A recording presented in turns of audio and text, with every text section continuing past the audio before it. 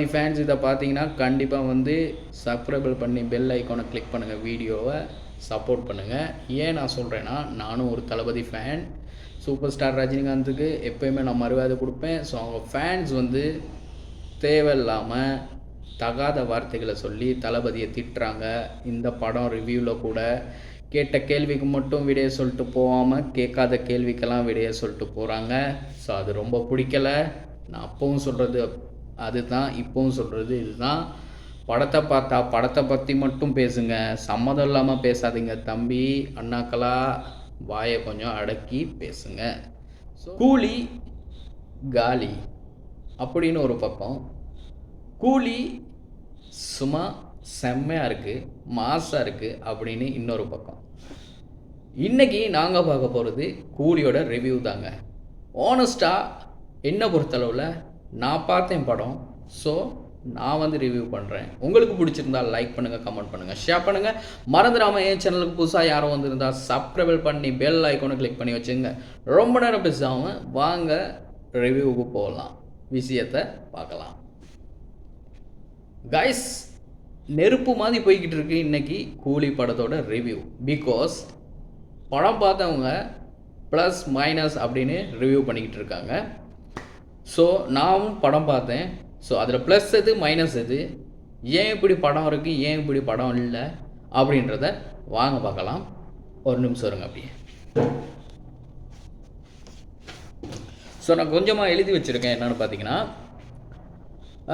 Super star ரஜினிகாந்தை பொறுத்தளவில் நம்மளுக்கு தெரியும். ஒரு 80ஸ்லையாக இருக்கட்டும், 90ஸ்லையாக இருக்கட்டும், பாட்சாவாக இருக்கட்டும், அண்ணாமலையாக இருக்கும், படையப்பாவாக இருக்கட்டும், அப்படி படங்க நாங்கள் சொல்லிக்கிட்டே போகலாம் இல்லையா.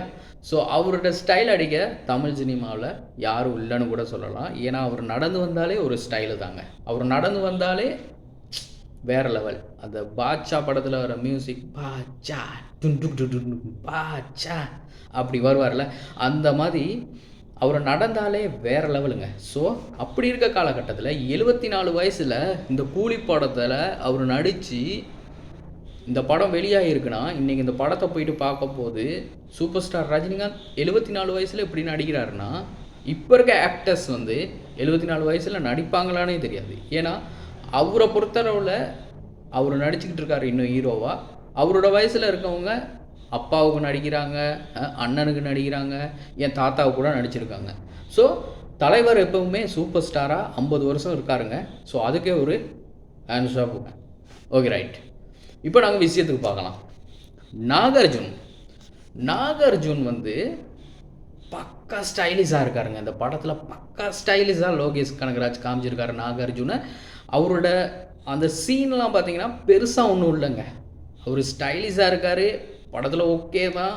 பட் ஒரு 100க்கு 50% மாதிரி தாங்க. ஏன்னா அவர் ஸ்டைலிஷாக இருந்து மட்டும் பத்தாது இல்லை, அவரோட சீன்ஸ் எல்லாம் பார்த்தீங்கன்னா பெருசாக அப்படின்ற மாதிரி தாங்க இருக்குது. ஸோ நாகார்ஜுன் இதில் பெருசாக பெர்ஃபார்ம் பண்ண முடியலை. அவருக்கு வந்து டயலாக் டெலிவரி பெருசாக இல்லைங்க. ஸோ வில்லன் கதாபாத்திரத்தில் நாகார்ஜுனை கொண்டு வந்து லோகேஷ் கனகராஜ் சொதப்பிட்டாரோ அப்படின்ற ஃபீல் எனக்கு இருக்குங்க. ரெண்டாவதாக பார்த்தீங்கன்னா உபேந்திராவை எதுக்காக லோகேஷ் கனகராஜ் போயிட்டு கூப்பிட்டு வந்தார்? அவர் பெஸ்ட் டைரக்டர், அப்படிப்பட்ட ஒரு நடிகர் அண்டு ஒரு மாசான ஒரு ஆக்டர் கூட அவர். ஸோ அவரை கூட்டிகிட்டு வந்து ஜஸ்ட்டு பீடி குடிக்கிற மாதிரி சீன் தாங்க இருக்குது படத்தில். ஜஸ்ட்டு எல்லாம் சேர்ந்து பீடி குடிச்சிக்கிட்டு இருக்க மாதிரி இருக்குது. ஸோ எதுக்காக அவர் அங்கேருந்து கூப்பிட்டு வந்து இங்கே வந்து தமிழ் சினிமாவில் பீடி குடிக்க கூப்பிட்டு வந்தாருன்னு எனக்கு ஒன்றுமே புரியலைங்க, ஏனும் தெரியலைங்க. Okay right. அடுத்தது ஸ்ருதி ஹாசன் பார்த்தீங்கன்னா செக்ஸியாக நடிக்கக்கூடிய ஒரு ஹீரோயினுங்க. ஸ்ருதி ஹாசனை கொண்டு வந்து லோகேஷ் கனகராஜ் இந்த படத்தில் ஒரு சான்ஸ் கொடுத்துருக்காரு. ஸ்ருதி ஹாசனோட இன்னொரு முகத்தை வெளியே கொண்டு வந்திருக்காரு. அதுக்கு நான் வந்து 100க்கு 100 மார்க்ஸ் கொடுப்பேங்க. ஏன்னு பார்த்தீங்கன்னா, ஸ்ருதி ஹாசன் எப்பயுமே செக்ஸியான ஒரு ஹீரோயின், ஒரு டான்ஸாக இருக்கட்டும், ஐட்டம் டான்ஸாக இருக்கட்டும், அந்த மாதிரிலாம் ஆடினா கூட ஒரு நல்ல பேரோட ஒரு நல்ல டக்குன்னு பற்றிக்கிறோம் அப்படின்னா சொன்னால் பார்த்தீங்கன்னா ஒரு வரவேற்பு கிடைக்கும் அந்த மாதிரி நடித்தா. ஸோ பட் அவங்கள கொண்டு வந்து இந்த இடத்துல ஒரு வேறு மாதிரி ஒரு கதாபாத்திரத்தை கொடுத்து நடிக்க சொல்லியிருக்காரு. Okay best. அவர் ட்ரை பண்ணியிருக்காங்க, ஸ்ருதி ஹாசனும் ட்ரை பண்ணியிருக்காங்க, அது நல்லா வந்திருக்கு. Okay right. அப்போ ஸ்ருதி ஹாசனுக்கு 100க்கு 100 மார்க்ஸுங்க என்ன பொறுத்தளவில் நான் கொடுக்குற ரிவ்யூங்க. அடுத்தது பார்த்தீங்கன்னா அமீர் கான். எதுக்காக அமீர் கானை கூப்பிட்டு வந்து இப்படி வச்சுட்டாரு அப்படின்றது தான் பெரிய கேள்விக்குறிங்க. அமீர் கானை கூப்பிட்டு வந்ததுக்கு வேறு யாராவது கூப்பிட்டு வந்திருந்தா பரவாயில்லன்னு நினைக்கிறேன். ஏன்னா அமீர் கான் நல்ல பேர் உள்ளவர். அவர் கதை கேட்காம வந்தேன்னு அந்த இன்டர்வியூவில் சொல்லியிருக்காரு. ஆடியோ லஞ்சில் கூட சொன்னார், ரஜினிகாந்தோட நடிக்க ஆசை, ஸோ அவர் படத்தில் நான் நடிக்க ஆசை, அதனால நான் வந்தேன் அப்படின்னு. ஸோ அவர் வந்தது கதை கேட்காம வந்தனாலேயோ தெரியல, அவரை சும்மா ஒரு ஜோக்கராக காமிச்சிட்டு போயிட்டாங்க. ஜஸ்ட்டு வர்றாரு, அப்புறம் போகிறாரு, அப்புறம் வர்றாரு, அப்புறம் திருப்பி போகிறாரு. ஆடியோ லான்ச்சில் அப்படி கோட்டை தூக்கி போட்டு வருவார்ல, அது மாதிரி தாங்க படத்துலையும் வர்றாரு போகிறாரு. ஸோ அவர் இந்த படத்தில் எதுக்காக கூப்பிட்டு வந்தாரே தெரியாமல் இருக்குது லோகேஷ் கனகராஜ். அது ஒரு கேள்விக்குறிங்க. படத்தில் மைனஸுங்க அது. ஸோ இந்த மாதிரி மைனஸும் நான் சொல்லிட்டு வரேன், ப்ளஸ்ஸும் சொல்லிட்டு வரேன். Okay right. ஓகே, அடுத்ததாக பார்த்தீங்கன்னா அம்ரிதா, சாரி ரஞ்சிதாவோட கேரக்டர் வந்து பார்த்திங்கன்னா பெஸ்ட்டுங்க. ஏன்னா ரஞ்சிதாவை கூப்பிட்டு வந்ததுக்கு அவங்க நல்ல பெர்ஃபார்ம் பண்ணியிருக்காங்க, நல்ல ஒரு ஸ்க்ரீன் ப்ளே இருக்குது. ஸோ அவங்கள கூப்பிட்டு வந்தது ஒரு ப்ளஸ் பாயிண்ட்டு. அடுத்தது பார்த்திங்கன்னா சத்யராஜ் சார் வந்து நம்ம நிறையா படம் பார்த்துருக்கோம், நிறையா படம் பார்த்துருக்கோம். ஹீரோ நடித்தது, அப்புறம் அவர் வில்லன் கதாபாத்திரத்தில் நடித்த பழைய படங்கள் இருக்குது. அப்புறம் அவர் நிறையா படங்கள் ஜோக்கா நடிச்சிருக்காரு, ஒரு சீரியஸான நடிச்சிருக்காரு, ஒரு ஒரு ஒரு ஒரு ஃபேமிலி ஒரு பேக்ரவுண்டில் ஒரு படம் நடிக்கிறேன்னா கூட ஒரு அப்பாவாக நல்லா நடிச்சிருப்பார். சிவகார்த்திகனோட நடிச்சிருப்பார் அப்பா, அந்த ஸ்ரீதிவ்யாவோட அப்பாவை நடிச்சிருப்பார். ஸோ அந்த மாதிரி நிறையா வந்து பார்த்திங்கன்னா கதாபாத்திரங்களை பார்த்திங்கன்னா சத்யராஜ் வந்து பெர்ஃபார்மன்ஸ் வந்து செம்மையாக பண்ணுவார். இந்த படத்தில் சத்யராஜ் வர்றாரு, அப்புறம் செத்து போயிருக்காங்க. ஸோ இந்த படத்தில் மெயின் கதையை வந்து சத்யராஜ், ஸ்ருதி ஹாசன், ரஜினி சார் 3 பேத்துக்குள்ளே தான் அந்த கதை இருக்குது. பட் சத்யராஜ் பெரிய கேரக்டர் இல்லைங்க, பட் அவர் கொடுத்த கேரக்டரில் வந்து அவர் பெர்ஃபார்ம் பண்ணிட்டு போயிருக்காரு. அதுவும் பெருசாக 100க்கு 100 மார்க்ஸ் நம்மளுக்கு கொடுக்கல, 100க்கு ஒரு 50 மார்க்ஸ் கொடுக்கலாங்க.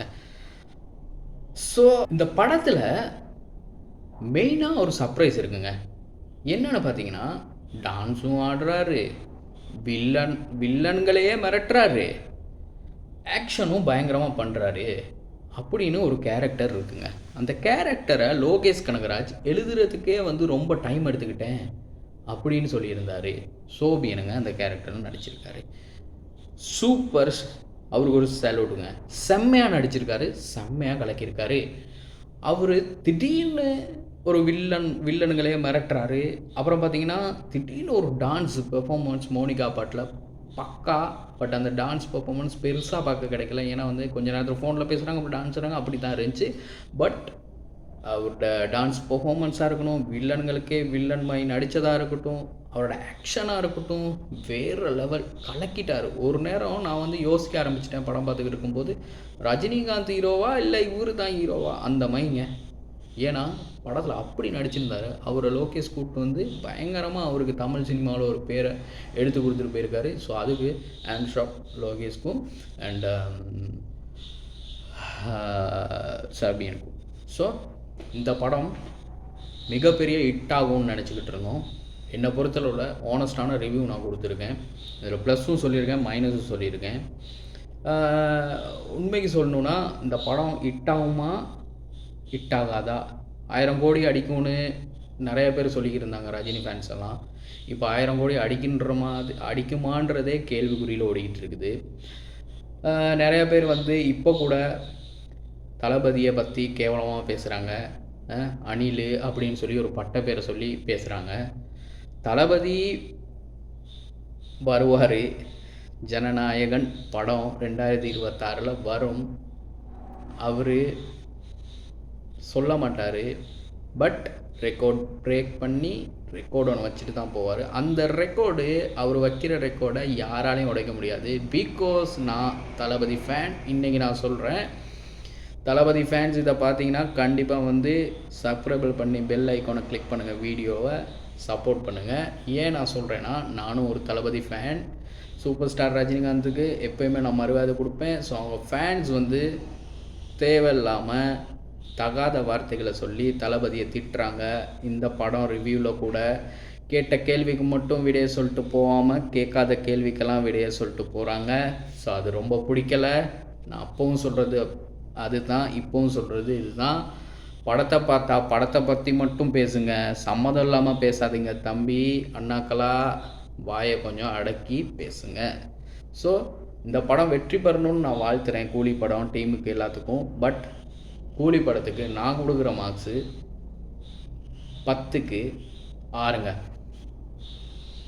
இன்னொரு வீடியோவில் நான் வந்து சந்திக்கிறேன். பாய்.